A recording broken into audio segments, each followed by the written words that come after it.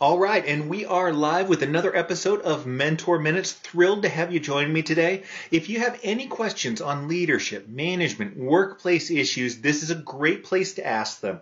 We take questions from around the world, from leaders from around the world dealing with similar situations to what you're dealing with. I try to take the principles and the theories of leadership and give you some practical action steps that you can put into place to get over whatever obstacles you're dealing with. So with that being said, as we wait to queue up a few viewers here, I will go ahead and take some questions that I received offline, and that's always an option. If you want to stay anonymous, you can always email me, cm@cameronmorsey.com, or direct message me, and I will get to your question on the next episode of Mentor Minutes. First one comes in, tough one, and that is, I have a colleague who doesn't respond to emails and wants to always discuss it verbally. I am always in a situation whereby I have to formalize everything we've talked about. It's quite frustrating on my end because the issues we tackle deal with safety. So what will I do to get him to at least respond to an email? And that's a great question, and I love the fact that you are formalizing that. So a lot of times what happens is people don't want to leave a paper trail. So you'll ask them something that might be sensitive over email, and they'll ask to talk about it verbally instead of just responding back through email. And the way they do that is it gives them a gray area and a wiggle room with certain things. Now with this individual, say, fine, it's okay for us to meet face-to-face and talk about it verbally, but instead of you memorializing the conversation, I want you to tell them to memorialize the conversation. Push that work back on them and simply say, hey, these are safety-related issues. These are things that we need to make sure that we have the backup on, that we've addressed, that we've talked about to protect both of us in the case that something actually happens or goes on. And so be upfront and honest about what you're doing. They know it anyways. They know that those emails that you send over, hey, just to memorialize the conversation, they know what those are. And they're CYA emails, cover your ass emails. But that doesn't necessarily mean that they're bad. That needs to take place in certain instances so you can fall back on that. So push that work onto them if at all possible. The other way to tackle this is to say that, no, I can't meet with you face-to-face right now. I'm absolutely buried. Can you please just respond to this email? Try that when it's something simple and easy for them to respond to, all right? Maybe not one of those big crazy ones that might need a little bit of discussion, but if it's a simple yes, no, a response, that sort of thing, then go ahead and ask them, no, I'm really busy right now. Can you go ahead and just respond back? And so you're actually calling out what you want to see. So push some of the work onto them. Be honest and transparent about what it is that you're doing. You're not fooling them. They know exactly what's going on with that email stream. So that would be the way to tackle those people that want to handle things face-to-face, not through email, in a way of not creating a paper trail. So Mahmoud, Mozam, Kamal, so great to see you here. And hey, everybody that's jumped on, if you have questions, drop them down into the comment section. I will field them. Otherwise, I've got a few that I received offline. Next one comes in, and it's how does a leader, I'll correct it there, how does a leader implement a real organizational change to increase its performance? Well, that was a one-sentence question that has a whole lot of layers to it. So if you want to implement change as a means to increase performance, what we're really centralizing on here is we're centralizing on the increasing performance. So if you want to improve the performance of your operation, the first thing that you need to do is get specific on what performance you're looking to increase and how much you're looking to increase it. Is it sales? Is it efficiency? Is it orders shipped? Is it customers handled? Is it profit? What specifically are you looking to improve in regards to performance? And then what is your goal for that improvement? Is it a 10% improvement, a 15% improvement, a 25% improvement? Sometimes in some industries, it's simply being able to stay static there. It can be a declining industry, and staying static is actually an improvement. All right, but get specific on what you're looking for and then what exactly your performance increase is looking at. The second thing that you want to do after you get specific with it, the second thing that you want to do is you want to engage your employees. And there's a bunch of reasons for this. But the second step is not to come up with ideas to improve that performance yourself. The second thing is to work with your team and see what ideas they have for improving that performance. Go to every single one of your team members and say, hey, over the next 6 months, we're looking to improve sales by 10%. Do you have any ideas on how we can do that? Any procedures that we can put into place? Any new tricks? Anything, training that we need? Whatever it is. So put it out to them. All right. First of all, with that, you are going to get a ton of ideas that you didn't necessarily think of. Hey, You can include your ideas in that, but you want to involve the team in this because your performance is going to be derived from the performance of the team members. Bring them in. The second aspect of this is that if you're looking to improve performance, you're going to have to make changes. And the number one thing that will help changes go into effect, and this goes for all those people that out there that are having some change management issues right now, the number one thing that will improve the likelihood of your change being a success is the involvement of your team from the inception of the change all the way through. If they are brought into the planning process, this is why you ask them for ideas.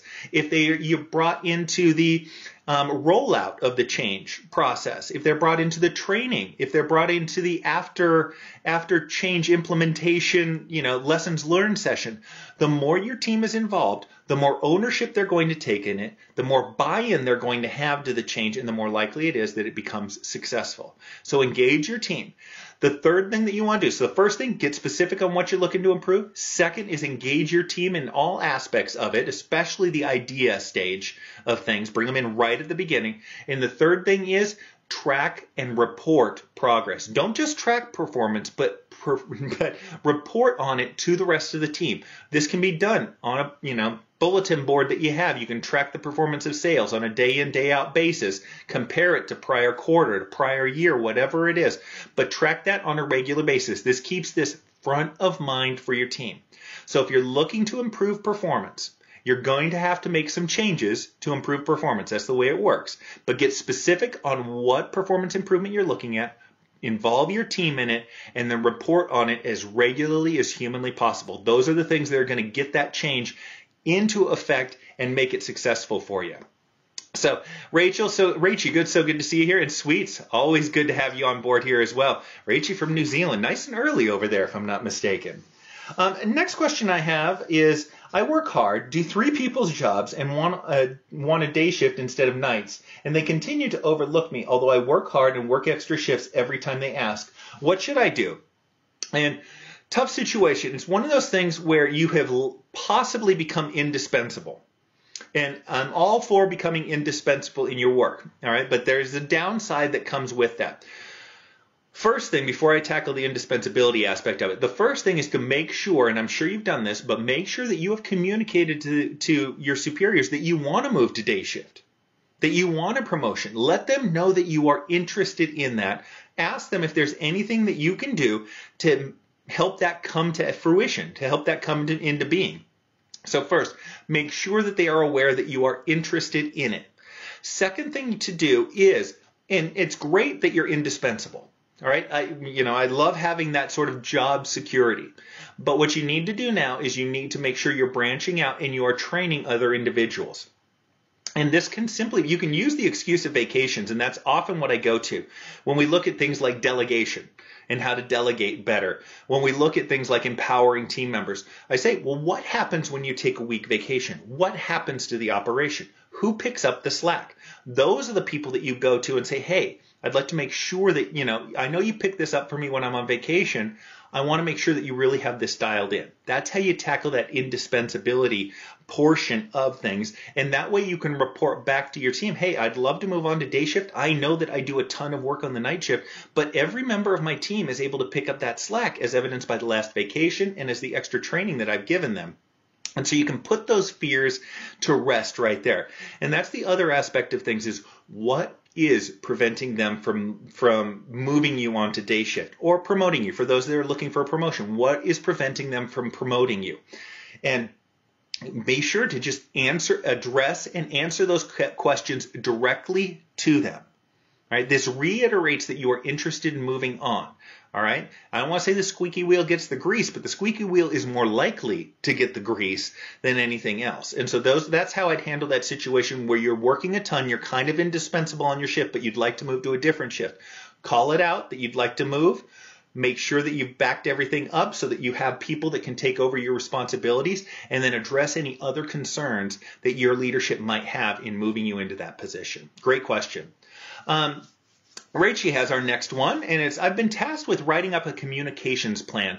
I find writing things down hard when I haven't yet talked the ideas over with people. Do you have any ideas on how I can get the team together?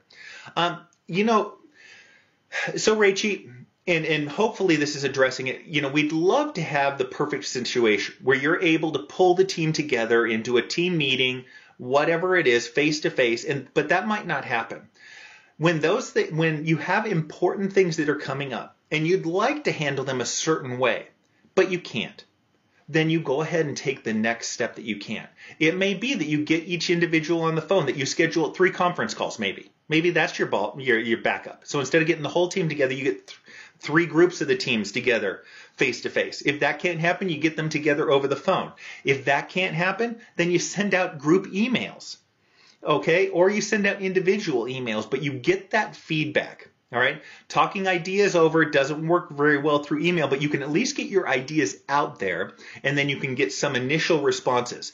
So I want to say you take what you can get, all right? You fight for what you really want. You fight for the perfect situation.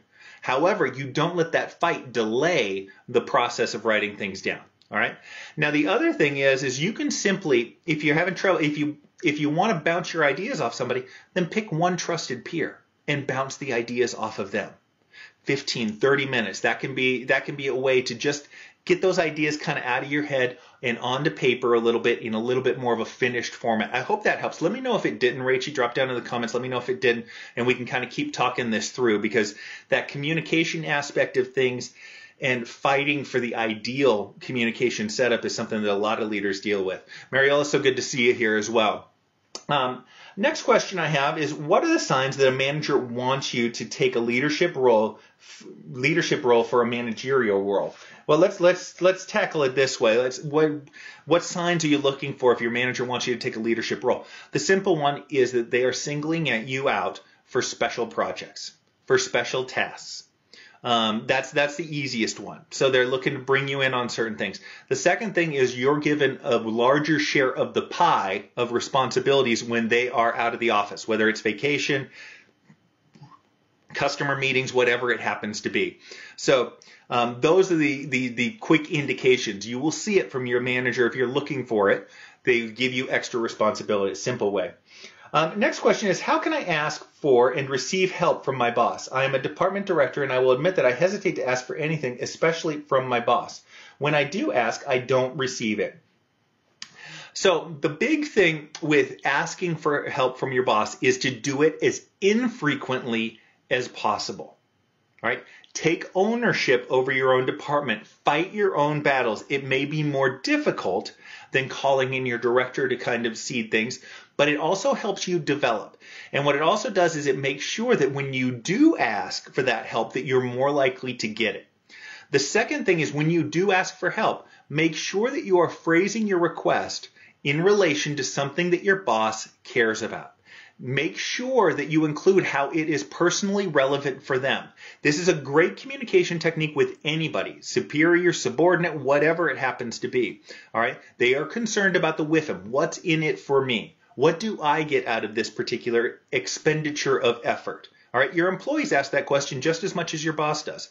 So if your boss is hyper concerned with revenue or employee turnover or profit or cost or customer service, whatever that happens to be, make sure that you're phrasing your request in relation to that. That's going to help you get their help when you need their help. So first of all is to not ask unless it's absolutely necessary. Use that fight and that extra effort that you have to put forward as a means of training yourself and developing yourself. That can be something that can help with that. Second thing is, phrase your request in a way that is meaningful to them and helps them accomplish their goals and address the things that they are concerned about. Sharon, Nicola, so good to see you guys here. And anybody that has any questions out there, go ahead, drop down in the comment section. I got a few more that I received offline. Happy to get to those, but I'd love to take your questions, and I'll get to them basically in real time here. So any frustrations, any obstacles that you're running into, problem employees, problem bosses, those are all things that we can kind of chit-chat about, see if we come up with something that can help you get past that obstacle. Next question is how exactly to help my employees grow? Again, a couple of basic questions here, but it's good to get back to the basics because it kind of reiterates the importance. What I want to say is the first step in helping your employees to grow is to recognize that you can help them grow. I would be willing to bet that 75% of the people out there watching this video right now aren't thinking about employee growth more than once a week or once a month. And it needs to be something that is continual because it reinforces daily behaviors in you. So the best way to help employees to grow is to tell them what you want to have happen, but don't tell them how to do it. All right, that's a great way to give them just a little bit of leash and have them try some things out on their own. Now, they may ask for clarification on that, but that's one of those things that can do it. The other thing is when they come to you with questions, ask them, well, what do you think we should do? Ask them, put the question back on them. Now, you'll find out really quick if you use this method a lot that more than 50% of the time, the team member knows what to do or knows what your answer is going to be. They just needed that validation from you. And so this reinforces that. Then you can go ahead and say, hey, next time you come across a situation, just go for it exactly that same way. Now, if they have an idea in addressing the issue that is counter to what you would do, then this gives you an opportunity to explain why you would do it a different way or why you would do it your way. And this builds up their knowledge. Okay, so give them some empowerment. Tell them what to do, not necessarily how. That gives them a little bit of leash. When they come to you with questions, ask them what they think you should do or what they think they should do in that particular situation. Those are a couple of real good measures to do. Now, more foundationally than that, if you want your team to grow, you want to make sure that they are growing in the right direction. That's what's going to give them the motivation to put forth the extra effort of growth. Growth isn't easy. Growth comes from struggle. All right. In everything, growth comes from struggle. So it's better and easier if they are growing in a direction that they're looking for. So simply asking your team, hey, where would you like your next step to be in your career? Would you like to be a supervisor here? Would you like to transfer to another department? Are you looking at another industry? Are you looking to go back to school? What are the things that you'd like to see accomplished over the next 6 months, year, 2 years, 3 years? I don't like anything more than a 3-year plan, FYI, just because too much changes. Having 5-year and 10-year plans is great, except if you look back on where you were 5 and 10 years ago, you couldn't have possibly foreseen where you're at right now. So 3-year plan max, that's it. But ask them, make sure that you know what your team members are interested in doing, where they are looking to go. So those 3 things, get clear on what they're looking to do. Make sure to give them some rope, to hang themselves with, but to try to fail, within certain measures. But that's what's going to help them learn and grow. And then ask them what they think should be done in a particular situation. Those are the things that can help a team grow and develop on an individual basis, not just from a team basis perspective as well. Great question. Love that question. And again, any questions that you have out there, drop them down in the comments. Happy to get to them. What is the most effective way to hold people accountable to KPI metrics and create more ownership?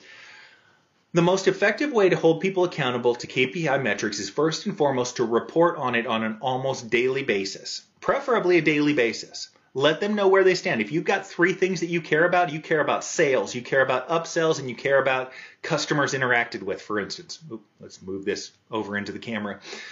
So if you care about those, report those every day and put them up publicly. This is the other aspect of things. You want to put them up publicly. Now, I have zero issue putting names up there. All right. And I will generally fight to put names up there for performance. But if you can't put the names up, you can come up with code names. You can come up with employee numbers. You can come up with some method of being able to put everybody's performance there on a daily basis. That puts it in front of them. And what you talk about regularly is what people are going to deem to be important. The second aspect of things, all right, that's the most effective way. Truthfully, you'll get a ton of improvement just by reporting on it daily and producing it publicly for everybody. The next thing that you want to do is you want to start talking about it with them in one-on-ones. All right, here's your performance. How can we make improvements? All right, now you'll notice that doesn't address whether they are a superstar or whether they are doing poorly. How can we make improvements? And you create a dialogue and you start coaching sessions, all right? This is not you being a dictator and directing to them what they should do. You're looking for ideas, you're looking for input, you're looking for things that they think would work, wouldn't work, that sort of thing. Because you'd be surprised, especially superstars, you say, how can you get better? They'll have ideas and they will improve. Many times superstars still have more room for improvement than those people that are down on the, in the bottom quartile of your performance. So talk to them and start coaching them on those specific metrics on a truthfully, probably a bi-weekly basis is all from a coaching perspective, because you need them to get in and try some of those things and possibly fail, make some adjustments, that sort of thing. But talk to them and coach them regularly on performance improvements in relation to those metrics. So call them out and coach them on those metrics. That'll help. How do you handle constant complainers in the team? Astrid has the next question for us. Dealing with complainers, never fun, always tough. The one way to counteract that, well, one of the ways, and the one that I like to use to counteract it is, well, what do you think we should do?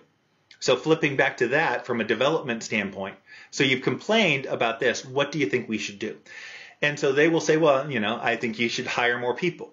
Well, and then you can respond to them and say, that's a great idea. I've wanted to do that. But given our current financial position, we're not in a position to be able to do that. Is there anything else that you can think of? And notice that I just changed this entirely into you asking them for help. Is there anything else that you can think of that could improve this? I'm working through a staffing scenario in this case. So put it on them. What do you think we should do in this situation? Ask for ideas. Open up a dialogue. All right. Now, what that does is that gets them focused off of the present and off of the past, because it almost always is something that's built up from the past. This always goes wrong. There's always this problem. And it gets them thinking about the future and gets them thinking about actions.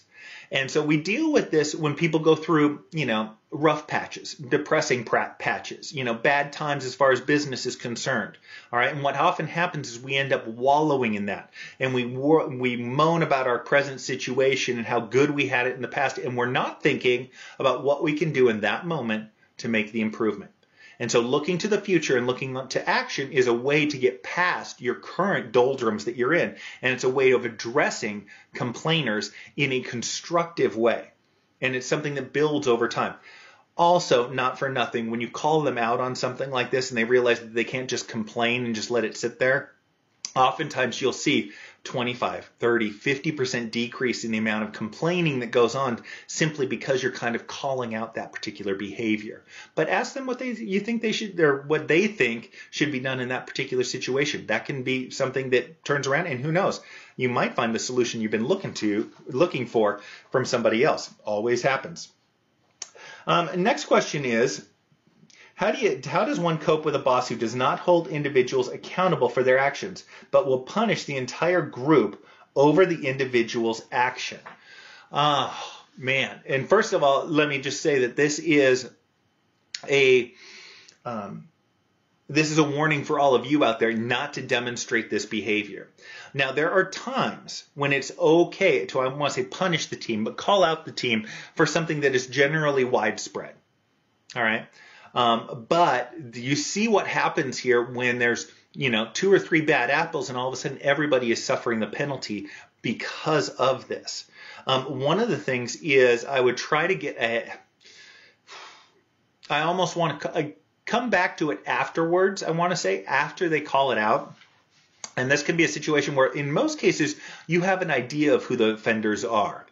And so what you do is you go to your boss after your boss lays down the edict and say, hey, just so you know, got the message loud and clear. I won't be doing this or that. However, I know that for myself and for, Jamie and for Astrid and for Richard, this wasn't anything that was our concern. I think, quite frankly, it was, Jason and Jeffrey and whoever else that did this. I think it would be more appropriate to punish those individuals specifically as opposed to punishing everybody regardless. Kind of calling it out. And I don't like the way that I phrase that at all, just so you know. But you can kind of work it through in your head just a little bit and see if you can come up with something that is going to work for you in getting that message across to your boss. So that's kind of my first initial take on it. on addressing it, that might be something to get through to them, but trying to call it out in just a subtle way. I'd love to be able to get ahead of it. But it would be inappropriate for your boss to mention that somebody else is screwing something up as well, and then punish that particular person in a way that everybody sees. So look to have that follow-up after the fact, and let them know that you know who the offending party is, and everybody knows who the offending party is. So why don't they just punish the offenders as opposed to everybody else? That's kind of the way that I might look to deal with that situation. Again, any questions that you have out there, drop them down in the comment section. I'll tackle them right away. Otherwise, I got one more question to get to offline, and then we'll check out till tomorrow. Next question is, good one here. I am struggling to manage my time. Any suggestions you may have regarding time management without delegating my responsibilities to others? So you can't necessarily delegate your responsibilities. I understand that. The most important thing as far as managing your time is it comes down to two things: priorities and focus. Every time management system that is out there deals with those two things. So when you find yourself, first thing is just get perspective on. When you find yourself under a time crunch, or feeling crazy about things, or not feeling like you're accomplishing what you're supposed to, those are the two things to get in touch with. Am I working on my highest priority items? And do I have the focus? Am I putting myself in a position to have focus on those particular items? Now, I'll tell you about an extreme example of that. An extreme example of that is an individual who puts an alarm on their clock, on their wristwatch maybe, to go off at the top of every hour. And that alarm is a reminder, am I working on my highest priority item right now? That's their way of getting back in touch with their priorities. Now, the issue isn't necessarily the priorities. The issue oftentimes is the focus, because in today's kind of crazy wired world, it's tough to be able to maintain a focus on things. What I recommend in that is two things. First of all is the first 15 minutes of your day. 8 o'clock in the morning, 9 o'clock in the morning, whenever it is that you come in, make those first 15 minutes yours. Don't open email. Don't go have a conversation at the coffee machine. Look to, go into your office, close the door. If you're in a cubicle, put headphones on and make that first 15 minutes yours, where you can start to work on your priorities. You will likely not finish your highest priority items in that 15 minutes, but you will get them started. And when you get them started, it's easier to keep them going throughout the course of the day. That's something that would be hugely helpful for you. So that first 15 minutes. Now, the thing is, I want you to let everybody know what you're doing so they don't interrupt you. Let your team know, hey, these first 15 minutes I'm working on my highest priority items of the day. So don't interrupt me unless it's an emergency. And if they interrupt you and it's not an emergency, you can then coach them on that behavior. Okay, that was something that could wait till 8:15. So the thing that I always mention in this is we say, okay, well, I can't be, away for 15 minutes right at the beginning of the day. There's tons of times where you get into a conversation with somebody at the coffee machine in the break room that lasts 15 minutes. There's all kinds of times you get stopped in the hallway for 15 minutes.